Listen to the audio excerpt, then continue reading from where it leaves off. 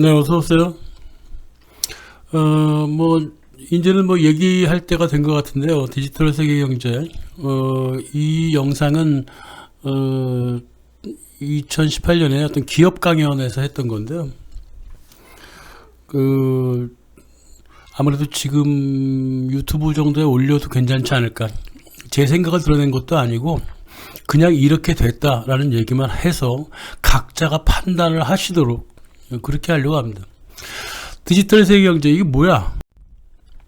무엇보다 이제 지난 50년 동안 무슨 일이 일어나는가 봐야죠. 다 알고 있습니다, 사실은 우리가. 예. 여기저기 유튜브뿐만이 아니라 온통 책 내용이 다 그냥 지난 50년 동안 그 달러에 무슨 일이 일어났는가 책 많잖아요. 그거 대충 읽어보시면 되는 겁니다. 그래서 빨리빨리 지나갈게요. 달러 많이 찍었습니다. 너무 많이 찍었어요.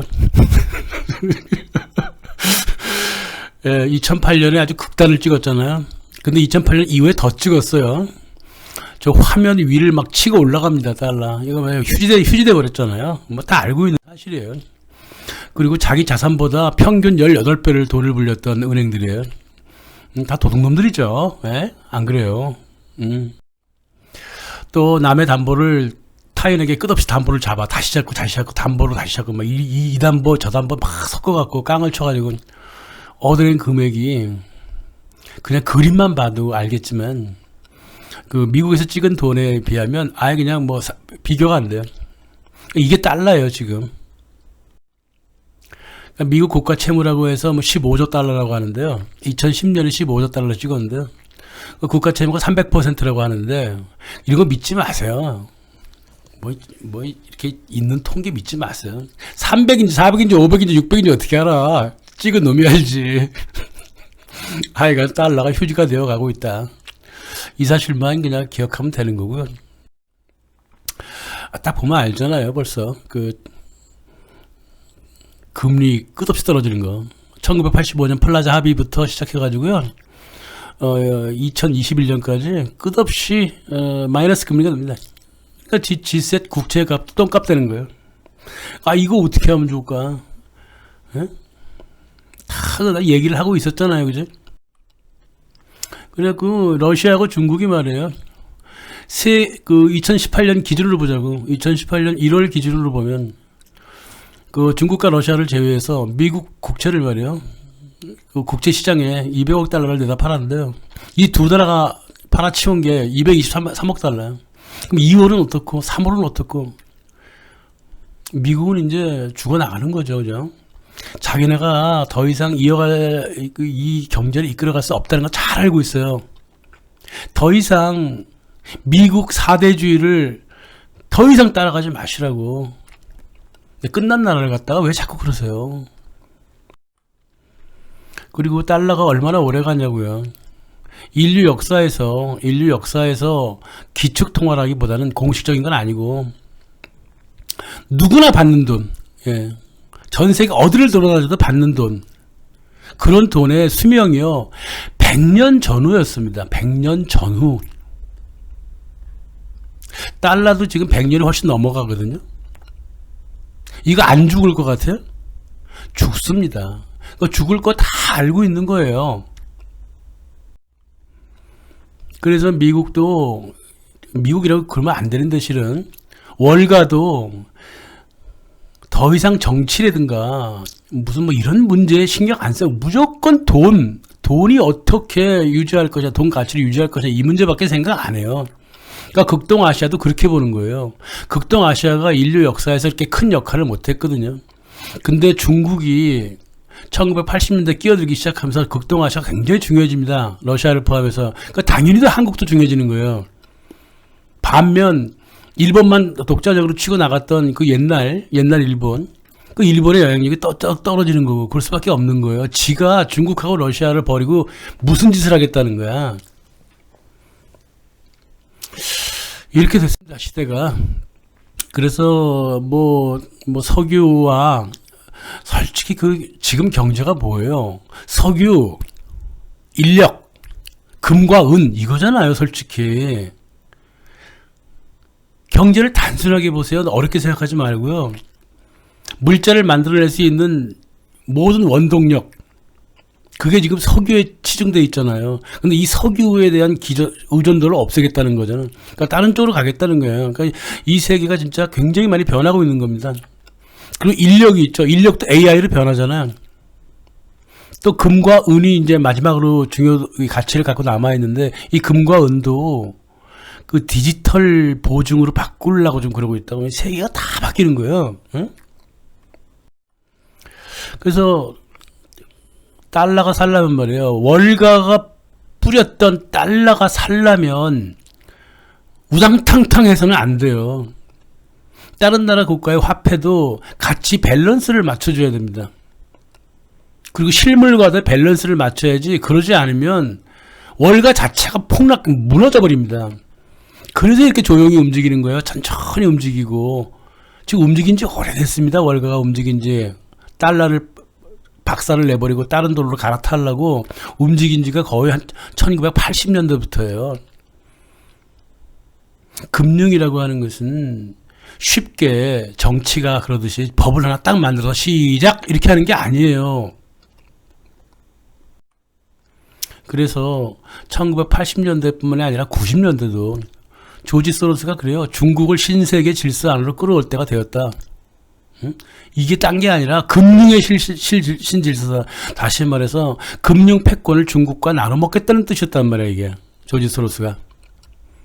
그러니까 중국이 중요해지는 거죠. 근데 이게 중국만 들어오나? 응? 지들 말대로 이렇게 쉽게 안 돼요. 러시아가 또 끼어들고 있잖아요.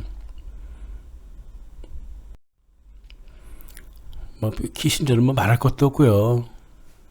키신저도 중국과는 무슨 일을 해도 좋다. 왜? 인구가 많거든요. 인구가 많다는 의미가 뭔지 아십니까? 자기네 달러를 가치를 유지시켜줄 인력을 중국이 제일 많이 갖고 있다는 소리예요. 소비에 있어서나 생산에 있어서나. 그래서 끌어들인 거예요. 낮은 가격으로. 어? 써먹을 수 있는 아주 좋은 파트너가 중국이거든요. 그래서 중국이 이 달러가 죽어가는 이 시대에 중국이 세계 공존의 역할을 맡는다는 이제 이런 말을 하게 된 겁니다. 근데 이게 아직도 기업이라든가 개인도 마찬가지야. 여러분들 달러 바꾸잖아. 해외여행 갈 때. 또 국가 간 외환 거래가 88%가 달러로 하고 있어요. 근데 중요한 건 뭐냐면 이 달러의 목숨을 중국이 쥐고 있다는 거예요. 해외 교환에 중국이 달러를 차지하는 비중이 굉장히 높죠. 그러니까 중국을 무시할 수가 없는 겁니다. 게다가 GDP도 마찬가지야. 원래가 모택동 시대에 중국을 이용해 먹으려고 그러다가 뭐 마치 그 어떤 나라 같냐면 그 아프가니스탄 같은 거야, 중국이. 그러니까 써먹지 못하다가 결국은 1980년대 이제 써먹기 시작합니다. 예, 중국을. 그랬던 중국이 이제 GDP가 이제 막 올라가죠. 그래서 2008년 가까이 오면 이제 중국이 미국과 비슷해지려 그래요. 그리고 뭐 지금 아마 거의 비슷할 거라마 그 생산력이. 근데 중국의 생산력이라고 하는 것은 원래가 세계 최고였잖아. 인정하고 말아야지. 어떡해요. 인정 안 하고 아우 우리나라 최고. 이거 국뽕이고. 돈 버는 사람이 국뽕 판단하는 거 봤어요? 이 형이 먹을 수 있으면 다 존중해주고 이러는 거지. 그게 진짜 존중이겠어? 이 형이 먹으려고 존중해주는 거지. 그게 지금 중국의 입장이에요. 중국에 대한 미국의 입장이라고 하니까. 미국이라 그러지 말자고. 월가의 입장이라 그 말이에요. 중국이 2025년에 말이에요. 4차 산업혁명에 들어가겠다고 모든 그 산업체계를 굉장히 발전시키겠다. 그 스마트 공정으로 바꾸겠다고 이 난리를 좀 치고 있거든요. 미국도 그러는데요. 미국은 뭐 별로 의미 없고요. 또 뭐 독일도 뭐 인더스트리 4.0 이래갖고 뭐 최대한 그냥 그 첨단 쪽으로 가겠다 그러고 일본은 로봇 만들겠다고 하는데 한국에 뒤지잖아. 지네들이 말은 그렇게 해요. 근데 실제로 이제 끼어들 날은 따로 있다고. 이 한국이 끼어들 가능성이 많아요. 게다가 한국의 가능성이 있으니까 한국을 계속 밀어주는 거야, 얘네들이. 뭐 괜히 한국이 잘해서 밀어주는 게 아니에요. 그래야 그 중국, 응? 서쪽을, 동북아 쪽을 모조리 다 AI가 끼어드는 스마트 공정으로 바꾸려고 좀 작정을 하고 있습니다. 그리고 또 결제는 위안화로 하고 달러 빼고. 그래서 모스크바 타임즈를 보면 이게 미국 신문이에요. 모스크바에서 발행되는 미국 자본 신문이라고, 월가 신문이라고 생각하시면 돼요. 러시아하고 중국이 신세계 질서에 문을 연다. 이게 무슨 소리냐면, 달러를 없애는데 이 사람들이, 이 두 나라가 나설 것이고, 또 세계 그 노동력도 바꾸는데 이 사람들 나설 것이고, 생산 수단을 바꾸는데도 이 두 나라가 나설 것이고, 그럴 것이다 그 말이에요. 그래서 중국과 러시아가 30년간 4천억 달러 상당의 가스 공급을 루블 위안화로 서로 계약하기로, 달러 안 쓰기로 했어요. 1914년에. 너무 일찍 했죠. 그러니까 서로 조율이 안 맞은 거죠. 전 세계는 말입니다, 월가가 이끄는 건 아니에요. 월가하고 런던 시티가 짝짝꿍 맺은 것은요, 이제 한계가 온 거고요. 이제 러시아나 중국에 독자적인 세력이 있다고요. 아무리 봐도 그래요. 밝혀진 바는 없지만 이게 독자적이기 때문에, 제가 옛날에 그 볼셰비키가 아무리 유대인이라 하더라도 유대인과 서로 단결을 취하진 않았어요. 지네가 독자적으로 움직였다고. 이게 비슷한 모습을 보이고 있는 거예요. 하지만 반민중적이라는 건 둘 다 똑같아요. 러시아나 중국이나 절대 민중한테 권력을 주지도 않을 것이고, 민중을 위해서 일을 하지도 않을 겁니다. 러시아의 엘리트들은. 또 중국의 엘리트들도 마찬가지예요. 엘리트끼리 싸우는 거예요. 제가 이 꼴을 못 보는 겁니다. 그러니까 푸틴이라고 하는 작자도 이게 문제가 많은 사람이에요. 실은 제가 개인적으로 푸틴은 좋아합니다만은 그 개인으로 따질 게 아니잖아요 지금.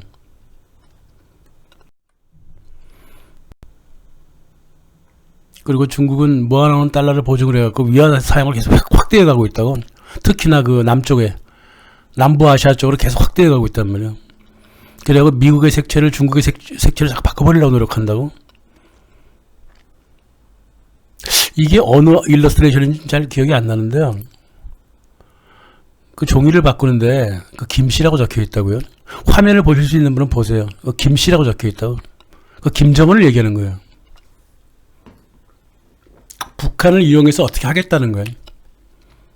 북한을 이용해서 달러의 지배력을 꺾겠다? 네. 중국이 북한을 선택할 가능성이 되게 크죠. 이 사람은 그렇게 본 거예요. 중국이 북한을 선택해가지고 자기네 그 스마트 공정 제조업 밑에 안 되는 제조업들이 있어. 낮은 차원의 제조업이 있다고. 그걸 중국에 보내겠다라고 이제 판단할 수도 있었다는 거죠. 근데 이게 미국과 같이 판단해야지 자기 혼자 또 해서도 안 돼. 그래서 윗대가리는 다 만난다는 거예요. 그래서 지금 만나고 있는 조짐이 보이기 때문에 제가 이 영상을 올리는 겁니다. 제 의견은 없어요. 그냥 그 지상에 나온 자료만 그냥 계속 올리는 거예요. 그래서 미국의 선택이 무엇이냐? 그 중국과 함께 간다 그랬잖아요. 그럴 수밖에 없잖아요, 지금. 그래서 확실히 이제 달러의 가치는 거의 사라져버렸기 때문에 미국의 제국주의를 없애야지만 신제국주의가 성립한다 이 말이야. 그럼 누구랑 함께 신제국주의를 이끄냐? 아, 중국과 함께 이끄는 거지. 러시아나. 근데 이런 논리가 이제 성립하죠. 그러나 그 내부에 또 어떠한 또 꼼수들이 있는지 모르죠. 아무튼 중국을 존중해주는 일들이 계속 벌어졌어요. 2010년 이후에. 2014년에 러시아가 약간 튀쳐나가고 화를 많이 냈고, 근데 그거와 상관없이 중국이 이란하고 그 위안화 결제가 2018년에 갑자기 튀어나올랍니다. 이란을 함부로 건드리면 안 되거든요. 근데 중국이 그냥 함부로 해버렸어요. 근데 미국의 텍사스 오일 위안화 결제도 14%로 올랐어. 2% 하다가 다시 말해 위안화를 인정해 주겠다는 소리입니다. 그러니까 금융 파트너로 인정해 주겠다는 뜻이라고 이건. 네. 일단 그렇게만 그냥 알고 계시면 될 것 같고요. 그래서 달러를 주기에 자기도 사는 거예요. 이 달러 버블 해결볼 국가를 5국가를 선정한 게 2001년이거든요. 사람들이 잘 모르고 있는 것 같은데, 그 브릭스라고 있잖아요. 브릭스 이거 골드만삭스 작품이에요. 짐 오닐 작품이에요. 딴 사람도 아니고 짐 오닐이라고 하는 골드만삭스 직원 작품이에요. 달러 버블을 해결보기 위해서 최저 산업부터 최고는 아니죠. 첨단 산업은 아니고, 근데 그 중공기업 산업, 중화학이라든가 이런 것까지 다 일으켜갖고 달러 버블을 해결볼 국가를 5국가를 선정을 했는데, 그게 브릭스예요. 중국, 러시아, 인도, 브라질, 남아프리카하고. 근데 뭐 지네가 선정한다고 해서 뭐 선정했다고 지네가 말을 듣나? 그래 한번 우리 한번 협력해 보자 그래갖고 만난 게 2013년이니까요. 2001년에 제안을 했더니만 2013년 12년 후에 만났다고. 이 나라들 특징이 뭐냐면 실물 노동력이 일단 막 과대하다는, 엄청 크다는 거고요. 또 유통이 활성화될 수 있는 지역이라는 거고요. 근데 반면 금융 시스템은 미약해. 그래서 금융만 잡아줄 수 있는 장소야, 이 장소가. 이 5나라가. 근데 뭐 지네가 먹힐 것 같아. 금융은 지네가 쥐어잡고 일반 산업 노동력을 그쪽으로 뿌리겠다는 거 아니야. 이게 오래된 거거든요. 이게 월가라든가 런던시티의 금융 세력이요. 네? 1500년대부터 했던 짓이에요. 자기네가 금융 융자 문제는 자기네들 딱 잡고 있고, 빚을 지게 하고, 일은 니네가 해라. 그걸 이제 뭐라고 부르냐면요. 융자는 내가 하고, 다시 말해서 금융은 내가 잡고, 금융자본이라 그래요, 그거를. 그리고 일은 네가 해라. 그 산업자본이라 그래요. 이 금융자본을 지켜주기 위해서 칼 마르크스 같은 이 거지 같은 놈이 바로 그 산업자본가들을 때려잡으려고 그런 거예요. 그렇게 해야지만이 금융자본이 더 힘을 쓰거든요. 이게 수백 년 전 얘기예요. 그러니까 그래서 역사가 되게 중요한 거예요. 그래서 2025년이 되면 브릭스 GDP가 세계 절반을 차지한다 이거야. 노동력이 산업 노동력이 다 그쪽으로 가 있다는 소리죠. 이제 금융만 틀어 잡으면 돼. 근데 중국이나 러시아가 가만히 있지 않을 거라는 거죠. 그래서 유럽은 통합됐고요. 브릭스는 노동력을 제공할 것이고요. 근데 유럽은 뭐 그냥 시장이에요. 유럽은 죽었어요. 더 이상 유럽인들은요, 이제 더 이상 뭐 중국이나 인도 수준까지는 안 되겠지만 인류 역사에 별 의미 없는 지역이 돼버렸어요. 유럽이라는 것이. 그 박물관이야. 그래서 그랬잖아요. 많은 사람들이, 많은 경제학자들이 유럽은 이제 박물관밖에는 역할을 못한다. 응? 까불지 마라. 이렇게 된 거예요. 결국은 세계 단일협회를 만들어줄 것이고 현금 없는 사회도 만들어질 것입니다. 왜냐하면 이게 어쩔 수가 없거든요. 지금. 그래서 단일화폐를 보면 이미 1988년에 이미 얘기를 다 해놨고요. 응?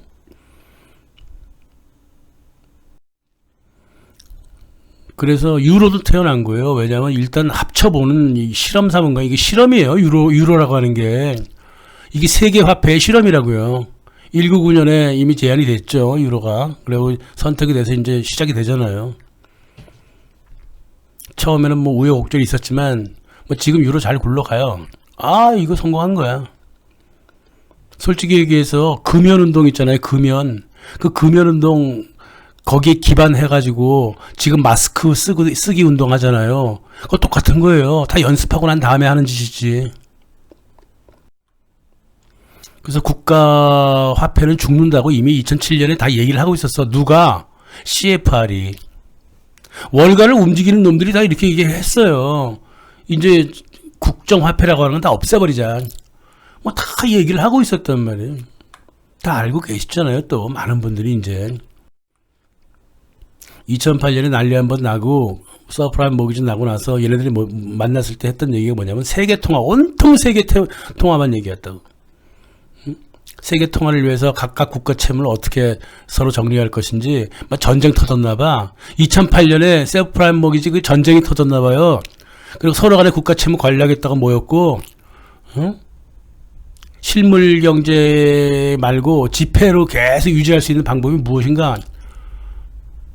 세계통화를 어떻게 만들 것인가? 이 짓을 하고 있었다고, 얘네들이.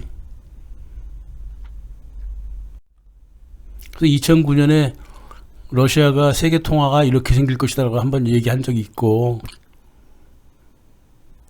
그러니까 G7이라든가 G7이라든가 G8 이런 것들은요, 세계 단일 통화를 위한 그런 모임들이라고 생각하시면 되는 거예요. 뭐 어렵게 생각할 것이 없어요. 각자가 쥐고 있는 채무는 어떻게 해결할 것이고, 세계 단일 통화를 어떻게 이 합의를 이끌 것이고, 그럼 실물 경제는 누가 가져갈 것이냐, 뭐 이런 거 얘기하는 게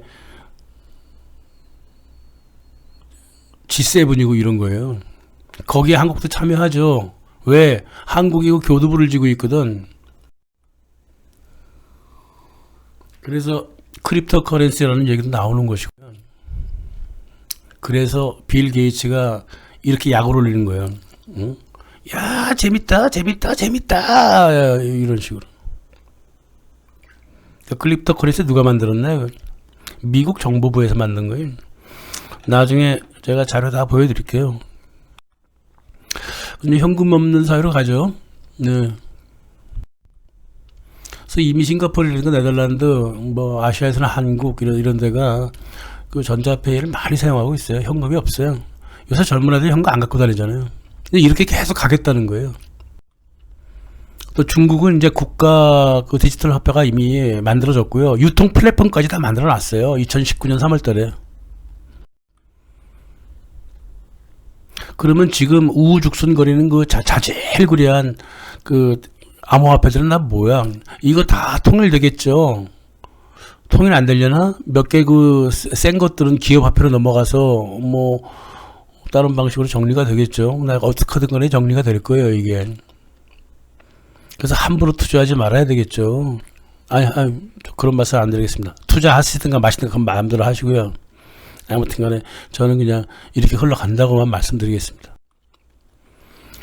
이제 중요한 건 뭐냐면요. 화폐만 만들면 뭐하니? 그 화폐를 교환할 수 있는 실물이 있어야 되잖아. 옛날에는 실물을 먼저 걱정하고 나서 나중에 화폐를 걱정했는데, 지금 화폐를 먼저 걱정하고 실물을 얘기해야 돼. 이 시대가 말이야, 완전 디지털 거꾸로 된 시대야. 저는 이런 경제를 좋아하지 않습니다. 이렇게 자꾸 가니까 할 수 없이 그냥 눈물을 흘리면서 따라갈 뿐이지, 정말 이런 경제 좋아하지 않습니다. 실물을 만들어내는 사람들한테 이익이 가도록 하는 경제가 되어야 되는 것이지, 화폐를 움직이는 사람들한테 이익이 가는 게 말이 되느냐고, 이게.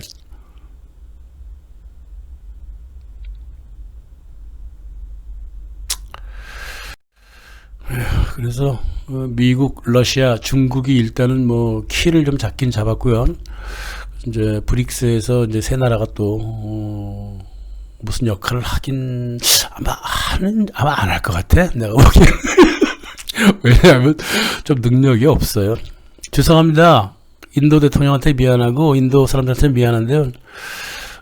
이 디지털 실물 경제를 이끌어가기에 좀 능력이 조금 부족해요. 인도하고 남아공하고 또 브라질이. 중국이 아니지. 월가는 이미 중국의 그 공산당이랑 협의를 해가지고요. 아시아 인프라스트럭처 인베스트먼트 뱅크를 만들어놨어요. 은행을 만들어서 그 1대1로라고 하는 그 실물 경제를 위한 유통로를 만들기로 했습니다. 그럼 이게 이제 AIIB가 이게 이제 그 경쟁사거든? 어떻게 보면?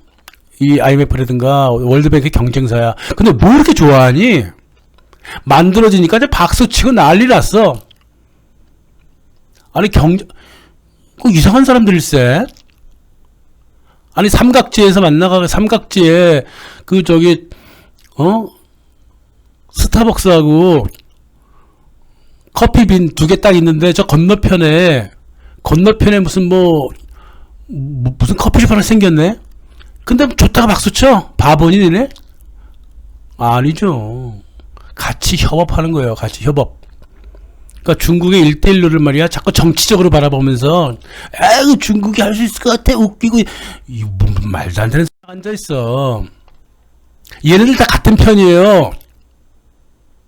IMF, 월드뱅크, 또 뉴 데벨롭먼트 뱅크, IIIB 다 같은 편이에요. 이게 서로 협력 관계가 된다고요. 그래서 1대1로라고 하는 단일 화폐를 받쳐줄 인프라 사업이에요, 이게. 돈 쓸 때가 있어야 될 거 아니에요. 그걸로 디지털로 만들어지죠.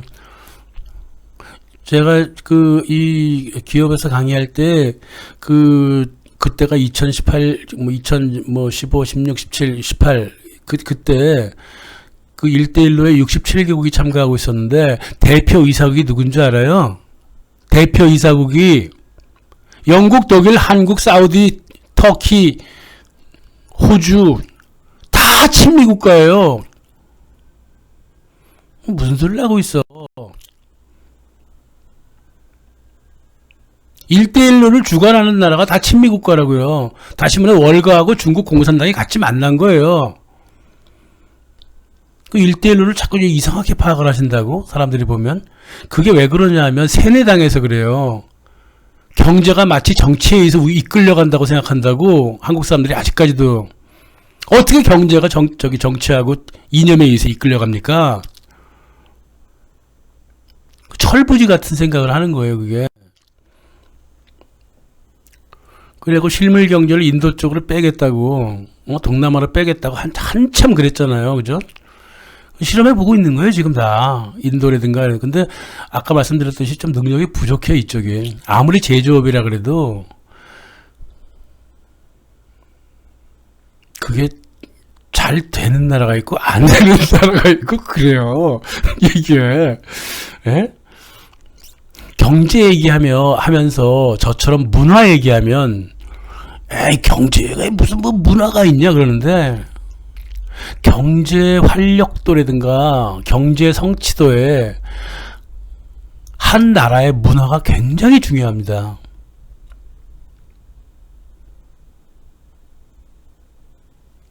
너무 수학적이고 수리적으로만 경제를 파악해온 우파 사람들이나 또 역사의 단계별로 세상을 보려고 했던 좌파 사람들이나 다 틀린 거예요. 경제는 말이에요, 국민성과 굉장히 깊은 연관을 갖고 있습니다. 역사를 보면 같은 일을 쥐어줘도 어떤 나라 국민이 그 일을 이끄냐에 따라 갖고 결과치가 굉장히 틀리게 나타나요. 그걸 아셔야 됩니다. 그래서 한국 사람들이 위대하다는 거예요.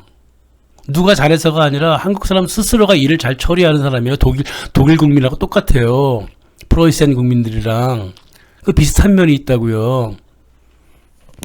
각자 또 뭐 능력의 또 종류에 따라 다 다르겠지만, 그래서 남방아시아로 내려갈 것인지 어느 쪽으로 갈지 아직 몰라요. 아니면 카자흐스탄 쪽으로 갈 것인지 정말로 몰라요. 근데 인구가 적잖아. 그쪽이 또 위로 올라가든가요, 중앙아시아 쪽으로 가든가. 북한이 선택될 수도 있어요. 왜? 똑똑하거든.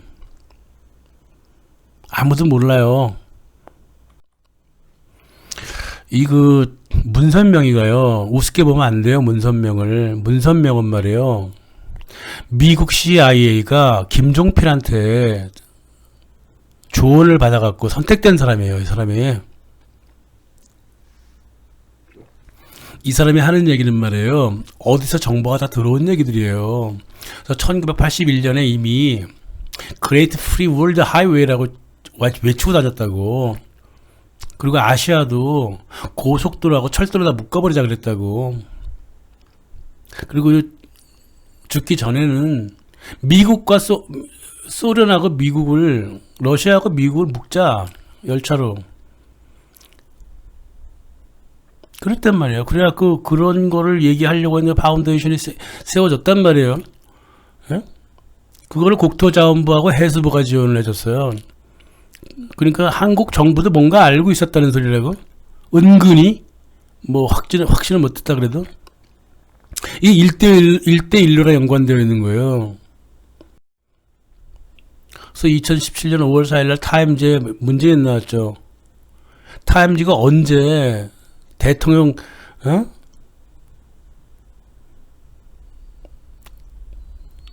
그 하기도 전에 타임지가 인물을 실어주는 경우가 어딨어 세상에. 그런 경우 없어요. 근데 딱 실어준다고? 근데 그 헤드라인이 뭐냐면 협상가야. 네고시에이터. 뭐야 이거? 뭘 협상을 하는 거야? 남북관계라든가 이런 얘기 협상을 하는 거 아니에요. 왜냐면 터야 되거든. 길을 터시오 그러는 거면. 근데 어때서 그랬는지 하여간 흐지부지 돼버렸죠. 그죠? 또 다른 협상가가 나와야 되겠지 이제. 러시아가 오래전부터 어떤 걸 미국한테 계속 제안을 했냐면, 그 베링 해협 열차 들어갔고, 캐나다, 미국하고, 이 동북아시아, 물류를 확보하자. 그랬어요. 그래갖고 일본 사할린부터 홋카이도를 지나, 일본 본토를 지나, 한국 부산까지 철도가 이어지도록 하자 그랬단 말이에요. 이게 말이에요. 어떤 철도 구상이었냐면 1840년대 프리드리 리스트가 구상했다가 그게 끝없이 독일하고 오스트리아가 추진해왔던 철도 사업이에요. 해상으로만 계속 영국한테 질 수 없다. 이제 육로로 역자. 그래서 러시아가 아주 끈질기게 그 시베리아 철도도 만든 거고요. 그 시베리아 철도 만들 돈도 별로 없었거든. 근데 그 굴락에 있는 사람들 시켜갖고 이렇게 철도 이렇게 만들어내요. 근데 만주 철도도 만들려고 그랬잖아요. 그래갖고 중국과 교역을 하려고 그랬잖아. 그 만주 철도에 그 겐세이를 놓은 놈이 누구야? 일본이잖아요. 자기는 해상 세력이라고 본 거야. 이거를 다시 제안을 해서 서로 간에 고민 중에 있잖아요. 알래스카 정말 베링 터널 열까? 저거 제 마지막 단계거든 이게. 하여간 1대1로는 미국과 일본은 뭐 좀 주저주저 하면서, 왜냐면 미국이 일단 이렇게 놨죠. 월가가 이렇게 놨지만 정부 차원에서 직접 들어갈 수는 없고, 일본도 마찬가지고. 그래서 일단은 좀 기다리고 있는 거죠. 중국은 이미 그림 다 그려놨어요. 유라시아 철도를 어떻게 엮을 것인가 그림 다 그려놨어. 그 중에 그림이 하나가 딱 그 한국이 있다고요. 그 남북열차라고 동부가. 그래야지만이 하얼빈까지 갈 수 있고 블라디보스토크까지 갈 수 있고, 그럼 교역이 활성화된단 말이야. 그러니까 지네는 그렇게 판단한 거예요. 지금 이 얘기를 하고 있는 거예요. 얘네들이. 미국, 러시아, 중국. 얘네들이 이 얘기하고 있어요. 그럼 한국을 통일시켜줄까 말까? 지금 이 짓 하고 있다고 내가 보기엔 그래요. 근데 거기까지 글쎄요, 거기까지 갈지 모르겠네. 제 의견은 말씀 안 드릴게요. 이미 남방 그 해상로드 말이에요. 해상로드, 그 태국의 크라터널 파헤치고 있거든요. 다들 싱가포르를 중심으로 지나갔어요, 배가. 근데 싱가포르를 지나가면 물량이 비용이 30%가 더 증가됐는가 그래요. 그래서 크라 터널을 파가지고 태국 터널을 파서 직접 들어갈 수 있게 딱 구상 중인데, 제가 직접 가봤거든요 저기를. 근데 공사를 그만뒀더라고. 뭐 다시 재개되겠죠. 이게 영국하고 그 중국이 지금 만들고 있는 거거든.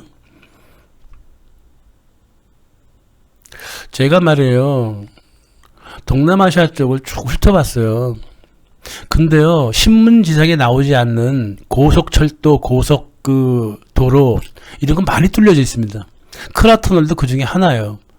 일단 팠다는 게 중요해요. 다이너마이트를 터뜨려갖고, 몇백 미터 사이로 다이너마이트 터뜨려갖고, 땅을 파고 있는 거를 제가 알고 갔단 말이야. 근데 내가 갔을 때는 또 공사가 중단이 되어 있더라고. 그래서 이게 어떻게 된 일인지 잘 모르겠어. 아무튼 터널이란다. 그 캐널, 해협을 파가지고, 운하를 파가지고 싱가포르를 버리겠다는 거야. 싱가포르 이제 죽을라 얼마 안 남았죠. 저거 파이면. 싱가포르이 뭐 때문에 먹고 사는데 거기에 금융가들이 왜 거기 모여 있는데 화물선이 지나기 때문이에요. 화물선이 지나지 않으면 싱가포르에 그 많은 회사가 있을 필요가 없어요. 그러면 이제 크라터널 뚫려주면 어떻게 되겠어? 그쪽으로 가지 사람들이. 이미 은행들 싱가포르에 있는 은행들 몇 개 옮긴 애들도 많아요. 이거는 영업 비밀이기 때문에 말씀 안 드리고.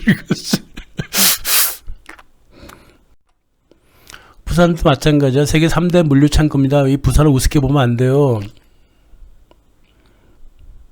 그리고 부산을 통해서 아시아 전역으로 열차를 운영하면 바다 운송의 비용 30%를 줄일 수가 있습니다. 그리고 일본은 이미 후쿠오카에서 부산으로 갈 수 있는 그 지하 터널을 다 구상하고 있고 이미 막 들어갔다는 소리도 있고 신문지사는 이런 얘기 안 하잖아요. 이게 지금 전 세계 사업이에요. 자기 혼자 결정할 문제가 아니라고. 그리고 쓸데없이 홋카이도랑 일본 본토랑 53.85km를 터널을 뚫어놨다고. 그 경제적 가치 아무것도 없어요. 홋카이도 본토에서 홋카이도 누가 열차 타고 들어가니? 그리고 홋카이도는 왜 가는데 거기 중국하고 러시아, 한국 사람들이 주로 가요. 거기 다 배 타고 오고 비행기 타고 오지 무슨 열차를 들어가고 뭐 돈을 얼마나 벌겠다고. 이거 미래를 위한 포석이죠 이게. 그래서 러시아가 제시한 그 철도는 그 중국, 북한, 러시아, 사할린, 일본 열도를 엮는 이 동북아 터널이 이 사람들이 제안을 했다고. 되든 말든. 그리고 그 터널 얘기를 몇 년 전에 이제 했을 때요. 한국 사람들이 뭘 제안했냐면 터널 두 개로 뚫자 그래. 열차를 두 개로 나누자 그랬다고. 그 강원도 쪽으로 가는 거하고 강화도가 아니라 어디야? 그 개성 쪽으로 가는 쪽으로 두 개를 뚫자 그랬다. 모르죠. 될지 안 될지. 제안했다고 해서 뭐 맘대로 됩니까? 그래서 제일 먼저 중국과 월가가 구상하고 있는 게 1대1로였고 그 두 번째가 베이링 하늘 터널이요. 이건 천천히 이제 시간이 다가오면 그 지상 위로 나타나겠죠. 그래서 왜 이런 열차를 뚫어갖고 막 교육을 할 때 그때 각 지역마다 자국도 낼 수 없잖아요. 예? 그 상품 집적하고 하적비용 처리해야 되고요. 물류 통행료 내야 되고 철도 도로 사용료 내야 되고 연료로도 내야 되고 연료도 또 받아야 되고 또 노동하는 사람들 비용 처리 어떻게 할 거야? 67개국인데 저기 지금 100개국 가깝지 않아요? 2018년까지 67개국이 1대1로 사인을 했으니까 이거 한 대는 묶어야 돼. 이거 디지털 머니로 묶어야 됩니다. 한 가지로.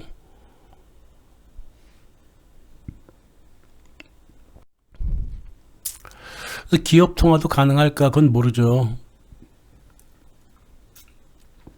1대1로 그 돈 지불할 때 그 기업 통화도 가능할까? 다시 말해서 지금 많이 떠돌아다니는 그런 코인들로 다 가능할까? 이건 뭐 알아서 한번 판단을 해보세요. 뭐 가능하다고 보는 사람들도 있겠고 불가능하다고 보는 사람도 있겠고 그렇겠죠. 하지만 국공기업은 세계 단일 통화를 사용할 가능성이 좀 많습니다만은 또 모르죠. 어떤 변수가 또 생길지. 여기까지가 제가 2018년에 강의했던 내용이고요. 기업 강의했던 내용이고 그 다음에 문제는 얘기하지 않았습니다. 기업에 가서 이런 문제 얘기하면 안 되잖아요. 바로 쫓겨나잖아요. 자, 이제 유튜브에서 그 얘기를 할게요. 문제의 영순위가 뭐냐면 이게 세계 단일 통화가 만들어지고 또 디지털 통화가 되면 노동의 부가 절대적으로 1% 소수한테 몰려간다는 거예요. 이게 자동 착취 시스템이 만들 수밖에 없다. 이렇게 된다는 게 뭐냐면 세계 단일 통화가 만들어지고 그 통화가 디지털화 된다면 누가 언제 왜 어디서 무엇을 가지고 돈을 벌었고 입금 송금에 다 통제됩니다. 개인에게 금융 자유는 없어요. 그 최소한의 자유도 박탈당해버립니다. 또 정치하는 새끼들이 가만히 있을 것 같아요? 계정을 잠가버릴 가능성도 많고, 저 새끼 기분 나빠. 그럼 잠가버려. 과세가 세계 표준이 됩니다. 그럴 수밖에 없죠. 과세가 세계 표준이 되면 어떡해. 중소기업이나 자영업자들이 팔다 남은 것들을 이제 땡처리하거나 이럴 때 국세청이 어떻게 나올 것 같아요? 경제 위기가 조금만 와도 금융결의 경직성이 심해진다고. 이럴 때는요 계속 계획 경제로 갈 수밖에 없어. 즉 공산주의를 받아들일 수밖에 없는 거예요. 마이너스 금리 뭐 지금 다 얘기하고 있잖아요. 저축한 돈이 끝없이 이자로 빠져나가겠죠. 반면 은행 대출은 쉬워지겠죠. 평생 빚의 노예로 살아야 돼요. 뭐 지금도 미국 전 세계 사람들이 다 미국 사람이 되는 거야. 전 미국 사람들이 빚의 노예잖아요. 은행 파산이 일부러 일어날 가능성이 많지. 경제 위기가 닥쳤을 때 같이 죽어야 돼요. 독자적인 대처를 할 수가 없어. 미국 같은 경우는 그 뭐 세이버족이라 그래갖고 뭐 경제 위기가 크게 오거나 핵전쟁이 벌어지면 뭐 지하 벙커로 가면 된다 그러잖아요. 이거 대처 불가능합니다. 국가 주권 당연히 사라지죠. 국뽕 이런 거 다 사라져 버립니다. 전통 다 사라집니다. 공동체 다 파멸합니다.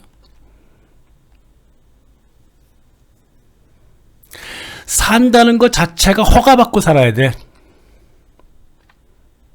저는 이렇게 비관적으로 보기 때문에 이 세계 화폐라든가 또 뭡니까? 디지털 국가 화폐 이런 거 있잖아요. 뭐 디지털 국가 화폐 정도는 인정을 할지는 모르겠는데 디지털 세계 화폐는 저는 인정할 수가 없어요. 국가 화폐도 인정 못 하겠어 솔직히. 응? 후티에서 얘기할 뿐이지 각자 알아서 판단을 하셔야 될 것 같아요. 그럼 이런 시대에 단일화폐 떨어지고 가상화폐가 되는 시대가 오기 전에 누구도 부자가 될 수 없고 누구도 부를 축적할 수가 없고 노예처럼 살아야 되는데요. 정말 순한 양이 되어 살아야 돼.